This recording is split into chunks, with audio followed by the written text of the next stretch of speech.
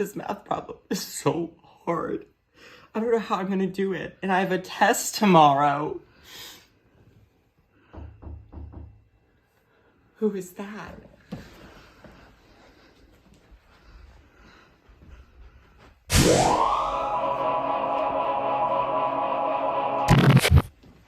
Don't worry, Superbo is here. Famous super value of expression. This is such perfect timing. What can I help you with, citizen? I need to find the value of these trig expressions. Okay. I need to find secant and cosine if I'm given tangent of theta equals -5 and cosine of theta is smaller than 0. All right. First thing we're going to look at is SOHCAHTOA. Oh, I forgot about SOHCAHTOA.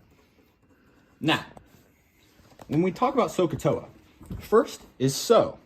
Sine equals opposite over hypotenuse. Oh, so that's what the O and the H are. Yes.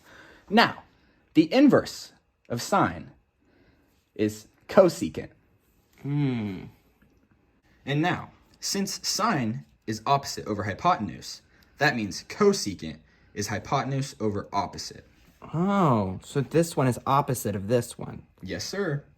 Now we're moving on to the second part of SOHCAHTOA. Cosine equals adjacent over hypotenuse. Oh, so A is adjacent and H is hypotenuse. Yes. Now, just as sine, it has an inverse. Cosine's inverse is secant. Tangent equals opposite over adjacent. Oh, so O is opposite and A is adjacent. Yes. Now, again, just like these two, it has an inverse, which is cotangent, and that equals adjacent over opposite. Okay, so let me get. So this is hypotenuse over opposite. This is hypotenuse over adjacent, and this is adjacent over opposite. Yeah. But Supervo, what good does SOHCAHTOA do me? You're going to apply it to the problem that you're doing. Oh. So secant, as we said, equals hypotenuse over adjacent. Oh, so H over A. Yes.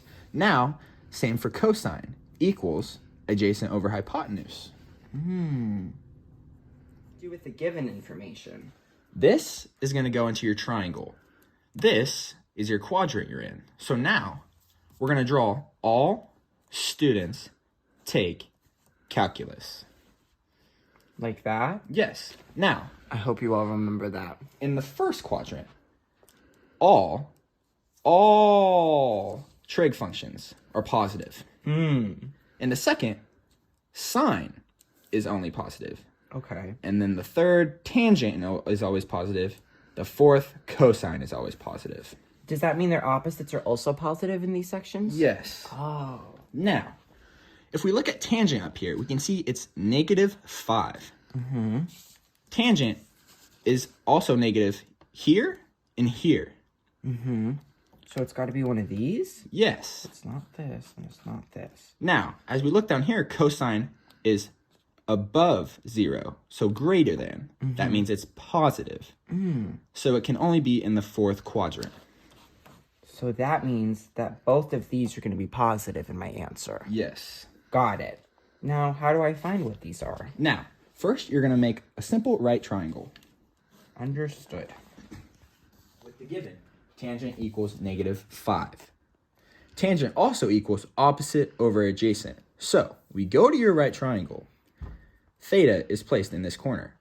So, opposite over adjacent, which would be -5 here and 1 here. Got it. But how do I find this one? Now, that's when the Pythagorean theorem comes in. Oh. C squared equals A squared plus B squared. Now, these are interchangeable. So, we can say these are both interchangeable. So let's say you put -5 in for A squared and 1 in for B squared.